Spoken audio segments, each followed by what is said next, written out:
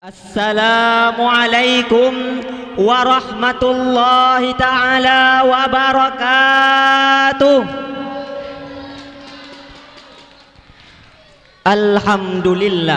Alhamdulillahi rabbil alamin. Wabihi nasta'in ala umurid dunya waddin. Wassalatu wassalamu ala ashrafil anbiya'i wal mursalin Sayyidina Muhammadin wa ala alihi wa sahbihi ajma'in, amma ba'du. Faqala Allah ta'ala fil Qur'anil Karim, a'udzu billahi minasy syaithanir rajim. Bismillahirrahmanirrahim. Alam a'had ilaikum ya bani Adam alla ta'budus syaitan innahu lakum aduwwum mubin. Sadaqallahul azim. Puji beserta syukur, marilah sama-sama kita panjatkan kehadirat Allah Subhanahu wa ta'ala, yang mana dengan kudrah dan iradahnya lah kita dapat berhadir di tempat yang berbahagia ini. Salawat bernadakan salam selalu tercurah limpahkan kepada seorang Nabi akhirul zaman yang lahirnya membuat goncang dunia. Beliau adalah Nabiyuna wa Habibuna wa Maulana Muhammad sallallahu alaihi wasallam, yang mana oleh Nabi Muhammad yang telah membawa umatnya dari generasi jahiliyah kepada generasi Islamiyah seperti yang kita rasakan pada saat ini. Ta'zim wa ikraman saya kepada ayah selaku pimpinan Ma'had Babus Salam Al-Aziziyah Putra, juga kepada ayah selaku pimpinan Ma'had Babus Salam Al-Aziziyah Putri beserta keluarga keduanya. Juga ta'zim wa ikraman saya kepada seluruh dewan guru, baik yang menetap maupun yang tidak menetap, yang sudi kiranya telah menghabiskan masa mudanya untuk menegakkan agama Allah Subhanahu wa ta'ala. Juga ta'zim wa ikraman saya kepada seluruh dewan juri, dan yang terpaling istimewa kepada seluruh hadirin hadirat tamu Allah dimanapun anda berada, yang insya Allah menjadi penghuni syurga. Amin ya rabbal alamin. Pada malam yang berbahagia ini, insya Allah saya akan menyampaikan sepatah dua patah kata yang saya angkat dengan tema antrian kematian. Ma'asyaral muslimin wal jumratul mu'minin rahimakumullah. Kita sebagai umat Islam pastinya beriman dengan adanya kematian. Oleh karena itu kita harus tetap standby, siap siaga saat datangnya malaikat Israel untuk mencabut nyawa. Malaikat Israel lah yang memisahkan kita di antara keluarga. Beliau tidak memandang bulu, tidak mengenal tua dan tidak mengenal muda.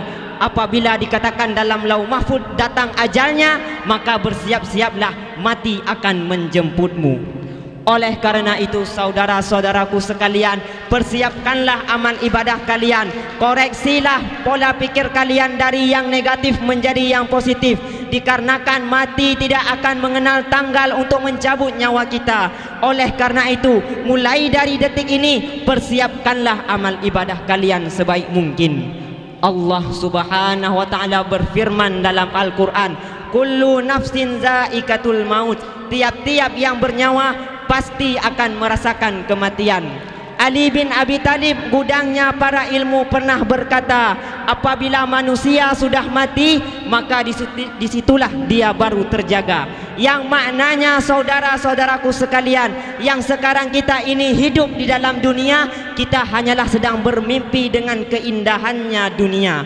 Di saat kita sudah terbungkus rapi dengan kain putih, dimasukkan ke dalam liang lahat, disitulah kita baru terjaga. Yang menyesal dikarenakan bermaksiat kepada Allah di dalam dunia. Yang berbahagia dialah yang menciptakan kebahagiaan di dalam dunia dengan beribadat kepada Allah.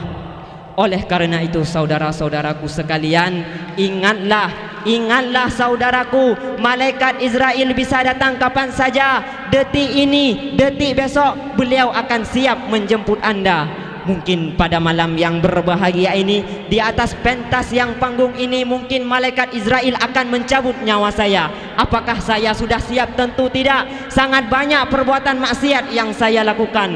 Oleh karena itu, marilah bersama-sama kita mengoreksi diri kita sebaik mungkin. Persiapkanlah amal ibadah kalian, persiapkanlah ibadat kalian yang lebih baik. Yang hari ini ibadah kalian segini, maka besok tingkatkanlah, lusa tingkatkanlah, dan seterusnya tingkatkanlah amal ibadah kalian. Takbir.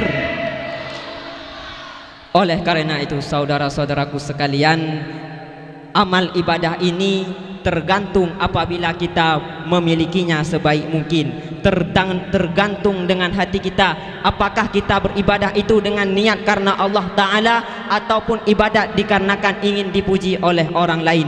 Oleh karena itu, apabila ingin ibadah kalian niat tingkatkan lebih tinggi, maka beribadahlah dengan hati yang insya Allah mati kalian nanti akan menjadi lebih baik daripada matinya orang kafir.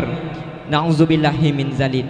Ma'asyaral muslimin wal jumratul mu'minin rahimakumullah. Oleh karena itu, saudara-saudaraku sekalian, mati ingatlah wahai saudara-saudaraku, mati akan menjemput kita. Kesimpulan yang dapat saya ambil dari pidato singkat ini yaitu, yang pertama, tingkatkanlah amal ibadah kalian, tingkatkanlah ibadah kalian, dikarenakan dengan ibadah itulah kalian akan mendapatkan kematian yang baik di dalam kubur. Yang kedua, ingat wahai saudara-saudaraku sekalian, kalian hidup di dunia ini hanyalah sedang bermimpi, bergelimang dengan dahsyatnya tipu daya dunia. Kapan kalian akan terjaga? Kapan kalian akan terbangun? Di saat kalian terbungkus rapi dengan kain putih, dimasukkan ke dalam liang lahat, disitulah kalian baru terjaga. Menyesal bagi orang-orang yang bermaksiat di dalam dunia, berbahagialah kepada orang-orang yang berbuat taat kepada Allah di dalam dunia. Oleh karena itu, kesimpulan yang terakhir yang dapat kita ambil ialah, bersiap-siaplah wahai saudara-saudaraku sekalian. Pada malam ini malaikat Israel telah menanti anda. Mungkin hanya ini yang dapat saya sampaikan. Lebih dan kurang saya mohon maaf. Boh mulingkan penajuh tijim, boh jambeklingkan penajuh raja. Ulun tuanyo kan urang malim, tapi lon tembak pegah haba. Usikum binafsi bitaqwallah. Assalamualaikum warahmatullahi ta'ala wabarakatuh.